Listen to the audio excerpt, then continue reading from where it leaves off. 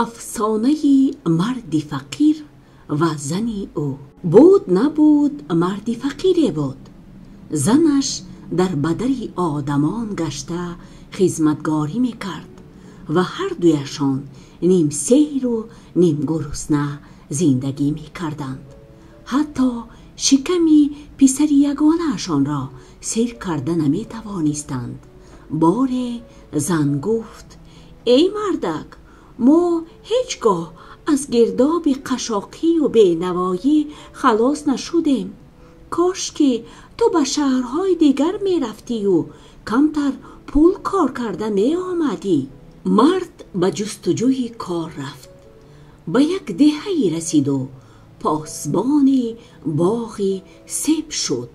برای خودش کلبچه ساخت و در همانجا زندگی کرد. یک گربه بی صاحب آمده در آن کلبه جای گرفت و آن مرد تمامی تابستان را با گربه گذراند. دیگر کسی نبود که با او حتی گپ زند. تیرما صاحب باغ به پاسبان به جای پول سیب داد و گسیلش کرد.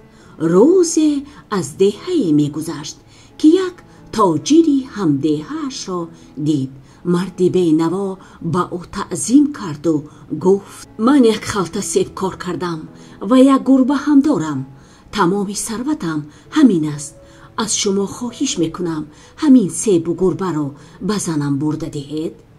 خوب، گفت تاجر، برده میدهم، ولی اول مالهای خودم را به کشورهای دیگر برده میفروشم. تاجر به یک مملکتی رسید که همه چیز در آنجا فراوان بود، ولی در آنجا سیب نمی روید. مردم از او خواهش کردند که سیبهایش را فروشد.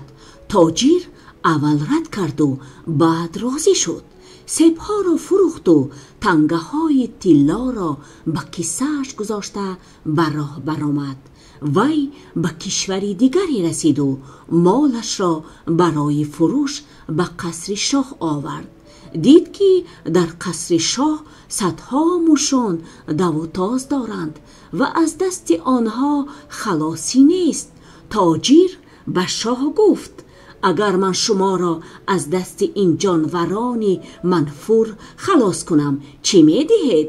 یک خلطه طلا می دهم. گفت شاه. تاجر گربه گرسنه را از خلطه برآورده سر داد و گربه تمام موشها را نابود کرد. شاه طلا را داد و تاجر به سوی دهه خودش روان شد.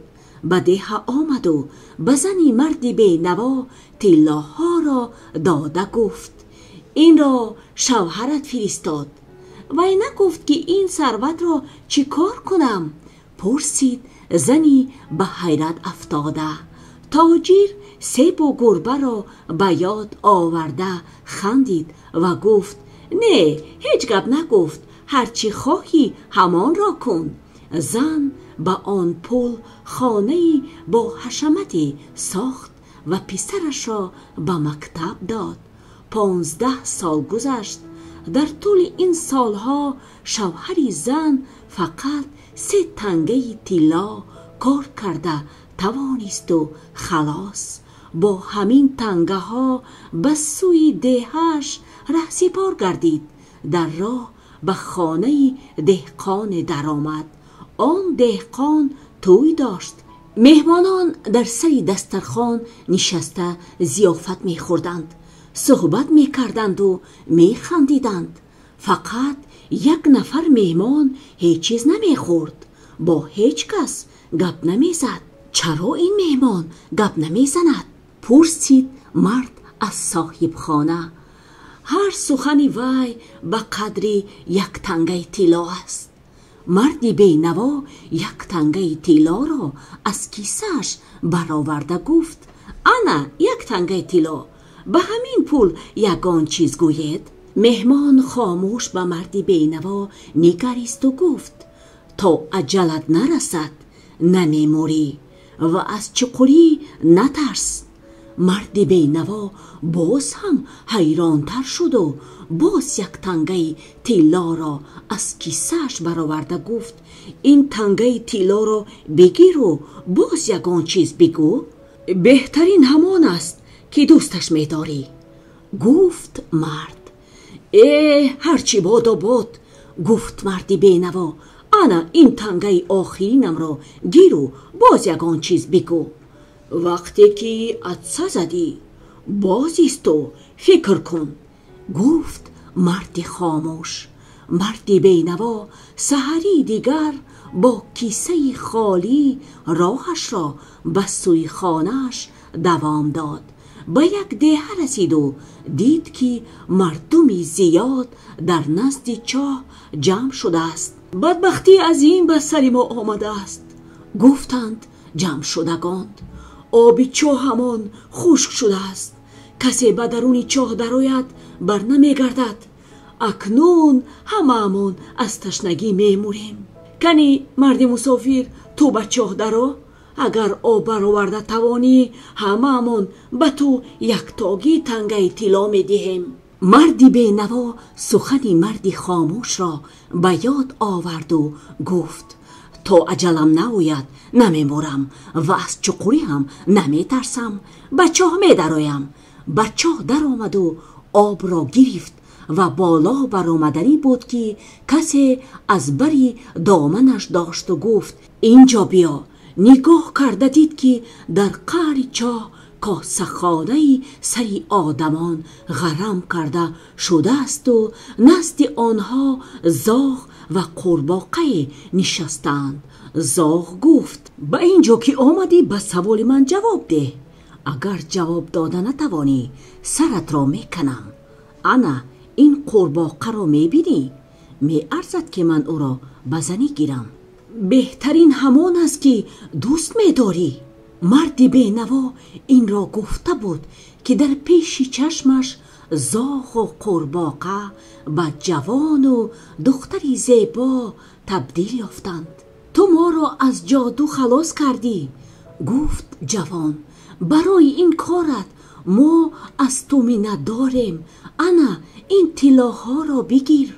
مردی بینوا اکنون وی بینوا نبود. از چاه برآمد. چاه باز پری آب شد. مردم دیه به او پول زیاده دادند. آن مرد به دیهش رسید و دید که در جای کلبهش خانه‌ای با حشمت ایستاده است. اطراف حولی باغزار بود. به تیرزه نگاه کرد که زنش با جوان صحبت دارد. آها حال همین طور. پس در نبودن من وی با یگان آدمی بای شوهر کرده است. حاضر من به آنها نشان میدهم. و کاردش را برآورده خواست که به آنها حمله کند. همین لحظه سخت عطسه زده سخن مردی خاموش را به یاد آورد و فکر کرد. همین اثنا شنیده شد که جوان میگوید نه جان چرا از پدرم هیچ خبر نیست؟ من او را بسیار یاد کردم. زن جواب داد آی بچه جان چشم من هم در راهی وی چار شد. چطور دلم میخواهد که پدرت زودتر برگردد و بیند که پسرش چقدر کلان شده است. مرد این را شنید و دویده به خانه در آمد و زن و فرزندش را به آغوش گرفت.